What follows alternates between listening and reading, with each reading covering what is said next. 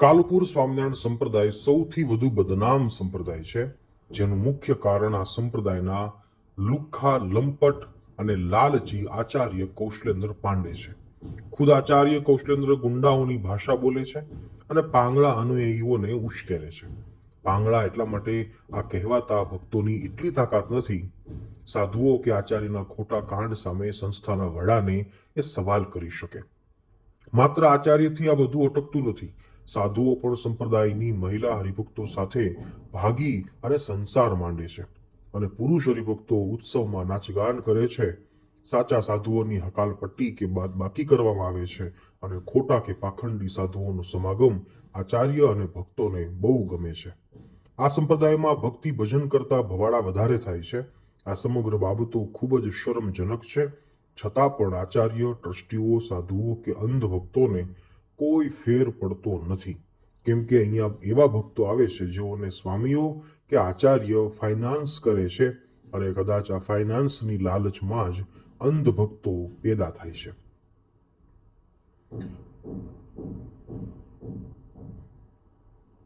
આ હાલના કાલુપુર સ્વામિનારાયણ મંદિરના મહંત નાના પીપી સ્વામી લોકોને ફાઇનાન્સ કરતા હોવાની માહિતી મળી છે, જેમાં નામ સાથે કોને કેટલા રૂપિયા આપવામાં આવ્યા એની માહિતીઓ ચોખ્ખી દેખાય છે. આ કાગળોમાં દર્શાવવામાં આવેલા નામો પૈકી કેટલાક નામો ખરાઈ કરતા જાણવા મળ્યું છે કે કાગળોમાં લખેલી માહિતી વર્ષ 2022 અને 2023ની છે. આ ચોપડીમાં જણાવેલા નામો પૈકી ઈશ્વરભાઈના પત્ની નાના પીપી સ્વામીની કૌટુંબિક બહેન છે. ઘનશ્યામભાઈ મોટેરા, બિપિનભાઈ મોટેરા મમરાવાળા, જેઓ બિલ્ડર પણ છે. ભાવિન મોરબી, રામસ્વામી જે લંપટ ઘરે ગયો હરામી કૂતરો, એમનો કૌટુંબિક ભાઈ છે. આ બધા પીપી સ્વામી અને રામસ્વામીના કૌટુંબિક અને ખાસ માણસો માનવામાં આવે છે, જેથી એમને ફાઇનાન્સ કરવામાં આવ્યું હોઈ શકે એવી આશંકા વ્યક્ત કરવામાં આવી રહી છે. નામ વિના પણ માત્ર શીલ જ રાખી અને 15 લાખની એન્ટ્રીઓ પણ આ ચોપડીમાં લખવામાં આવી છે. કાલુપુર સ્વામિનારાયણ મંદિરના મહંત અને કોટેશ્વર ગુરુકુળના કરતા હરતા નાના પીપી સ્વામીની ફાઇનાન્સની માહિતીઓ મળી છે. ઉલ્લેખનીય છે કે રાજકારણીઓ અને બિલ્ડરોને પણ બંધ બારણે આવી સંસ્થાઓ મોટું ફાઇનાન્સ કરતી હોય છે.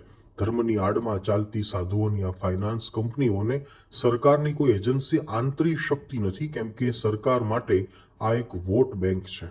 આજ દિન સુધી ક્યારેય સાંભળવા મળ્યું નથી કે કોઈ ધાર્મિક સંસ્થા ઉપર ઈડીએ કે સરકારની કોઈ એજન્સીએ રેડ પાડી હોય અને બેનામી વ્યવહારો પકડ્યા હોય. ખરેખર તો દેશમાં ધાર્મિક સંસ્થાઓ જ એવી છે જ્યાં સૌથી વધુ પૈસાની હેરાફેરી થતી હોય છે. હાલમાં વાત કરીએ કાલુપુર સ્વામિનારાયણ સંસ્થાની, તો આ સંસ્થાના આચાર્ય કૌશલેન્દ્ર પાંડે જ કરોડોની સંપત્તિના માલિક છે. કથાની વ્યાસપીઠે બેસવાથી માંડી અને મંદિરોના મહંત સુધીના સાધુઓ પણ લાખોથી કરોડોના માલિક બની બેઠા છે. દાન ધર્મદાનો પૈસો ખાસ હરિભક્તોને વ્યાજે આપવા માટે ઉપયોગ કરવામાં આવતો હોવાનો પણ આવી ચોપડીઓ ઘટસ્ફોટ કરે છે. આવી ચોપડીઓ અને વ્યાજે પૈસા ફક્ત એક જ સાધુના નથી. સંપ્રદાયમાં નાના પીપી અને મોટા પીપી જેવા અનેક છે કે જેઓ લાખોની રકમ વ્યાજે ફેરવે છે અથવા તો ફાઇનાન્સ કરે છે. આ બધો બેનામી રોકડો વ્યવહાર હોવાથી એના કોઈ પુરાવા હોતા નથી, પરંતુ આવી ચોપડીઓ ઘણા રાજ ખોલી નાખે છે. કોઈની ચોપડીઓ જાહેર થઈ જાય છે તો કોઈની જાહેર નથી થતી. બાકી સંપ્રદાયની આડમાં ઘણા ખોટા કાર્યો ચલાવવામાં આવે છે. સરકારની મીઠી નજર રહે તે માટે જ આ સંપ્રદાયોના વડાઓ અને સાધુઓને રાજકીય લોકોની શરણાગતિ જોઈતી હોય છે.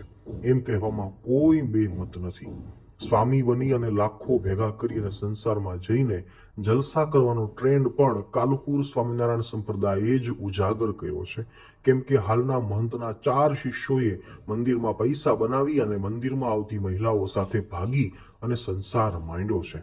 છતાં આ સંપ્રદાયના પુરુષ હરિભક્તો એક પણ સવાલ કરવાની હિંમત ધરાવતા નથી. આ સંપ્રદાય હાલ એટલી હદે બદનામ થઈ ગયો છે કે લોકો એવી કોમેન્ટો કરી રહ્યા છે કે જેના લગ્ન ન થતા હોય એ આ કાલુપુર સંપ્રદાયમાં સાધુ બની જાઓ, પૈસા ભેગા કરો અને હરિભક્તની મહિલા સાથે આંખ જોડી સંસાર માંડો. ખેર, આ બધી બાબતોની નમાલા હરિભક્તોને કોઈ અસર થતી નથી, કેમ કે કેટલાકને મંદિરમાંથી ભક્તિ કરવા પૈસા મળે છે અને કેટલાકને માત્ર મંદિરમાં મળતા ભોજનના રસમાં જ રસ છે.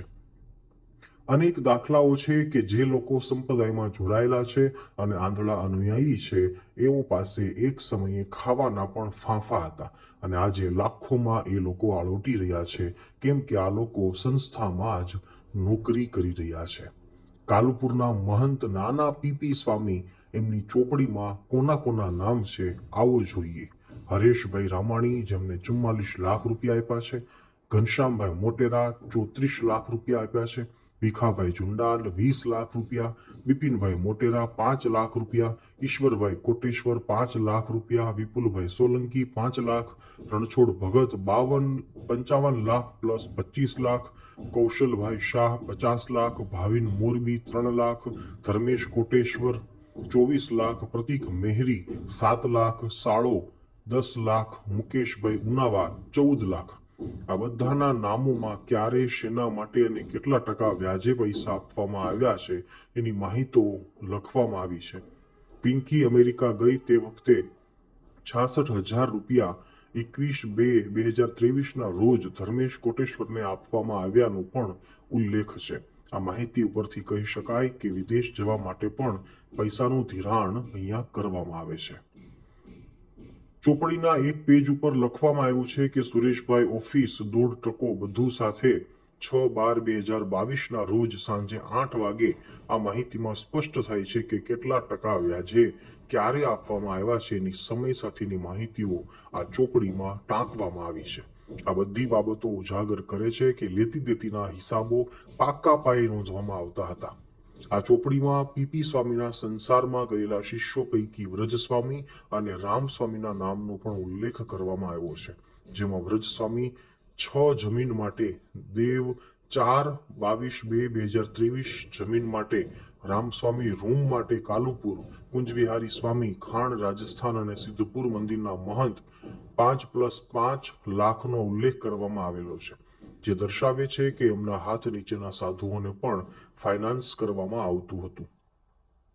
પીપી સ્વામી જેવા અનેક સાધુઓ છે જેઓનું મોટા પાયે ફાઇનાન્સ ચાલે છે, જેમાં રાજકીય અગ્રણીઓથી લઈને બિલ્ડરો સામેલ છે. ગમે તેવા ધંધા કરવા માટે ભારતમાં ધર્મ એક ઉત્તમ સ્થાન છે, જ્યાં ક્યારેય સરકારી એજન્સીની નજર પડતી નથી. મોટા ભાગે આવા વ્યવહારો રોકડમાં થતા હોય છે. આ સંસ્થાના લોકો એટલા માથા ભારે અને પહોંચેલા હોય છે કે જો કોઈ એમની વિરુદ્ધ બોલવાનો પ્રયત્ન પણ કરે તો એમના અનુયાયીઓને હાથો બનાવીને તંત્રનો ઉપયોગ કરીને એને દબાવી દેવામાં આવતા હોય છે. ભક્તો, હવે તમે જરૂર સાવધાન થજો, કારણ કે આ કાલુપુર નરનારાયણ દેવ ગાદી એમની સુરક્ષા કરવી એ હવે હરિભક્તોના હાથમાં છે. આ લંપટ આચાર્યને ગાદી ઉપરથી નીચે ઉતારો અને આ લંપટ એવા મહંત નાના પીપીને પણ નીચે ઉતારો અને બદનામ કરીને ઘર ભેગો કરો, કારણ કે એમના દ્વારા અનેક સ્ત્રીઓની લાજ લેવાની છે અને અનેક લોકોને એમણે પૈસા આપી અને ખરીદી લીધા છે. કાલુપુર મંદિરના મહંતની ગાદી ઉપર બેસી અને એમના શિષ્યો જો કોઈના બૈરાને લઈ અને હોટલમાં જતા હોય અને ગ્રહસ્થના કપડા પહેરી અને જો એ લોકો રાત્રિએ ખુલ્લા આખલા ફરે ફરતા હોય તો પછી આમાં ધર્મ પાળવાની વાત જ ક્યાં રહી.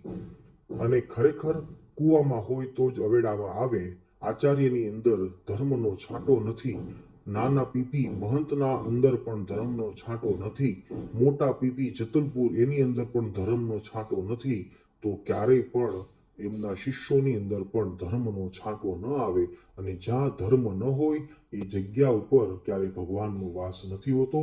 ભક્તો, સાવધાન થજો, નહીતર ખરેખર આ કાલુપુર મંદિર અને નરનારાયણ દેવ ગાદી એ ખરેખર બદનામ થશે. અને જો બદનામ થશે તો એમના પાપના ભાગીદાર ન બોલવા વાળા અને ચુપ્પી સાધવા વાળા તમામ હરિભક્તો જ થશે. તમે ગમે તેટલી માળા અને ભજન કરશો, પણ જો અસત્યની સામે તમે વિરોધ નહીં ઉઠાવો અને સાચું છે છતાં પણ જો તમે એમને અનદેખું કરી દેશો અને આચાર્ય કે મહંતની પાપ લીલાની અંદર પણ તમે જો આંખ મીચી અને ચલાવી લેશો, ક્યારેય પ્રશ્ન નહીં પૂછો, તો ખરેખર એ પાપના ભાગીદાર તમે જ થશો અને ભગવાન સ્વામિનારાયણને તમે ઉત્તર નહીં આપી શકો એ વાત ચોક્કસ છે. આજના વિડીયોમાં બસ આટલી જ માહિતી અને હવે આગળના વિડીયોની અંદર બીજી વિશેષ વિસ્તૃત ચર્ચા ચોક્કસ કરીશું. જય સ્વામિનારાયણ ફ્રોમ અમેરિકા.